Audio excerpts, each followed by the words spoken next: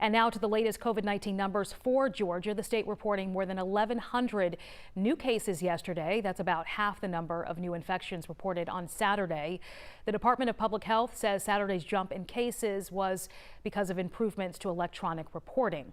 The state reporting 3 new deaths yesterday, but we will note the number of new cases and deaths tend to be lower than average, especially on the weekends. Death rates across the country now surpassing 200,000. This is according to an NBC News tally. To put that in perspective, coronavirus is now the 3rd largest killer of Americans, behind heart disease and cancer. Infections in the country currently topping 6.7 million. California, Texas, Florida, and New York are reporting the highest number of cases.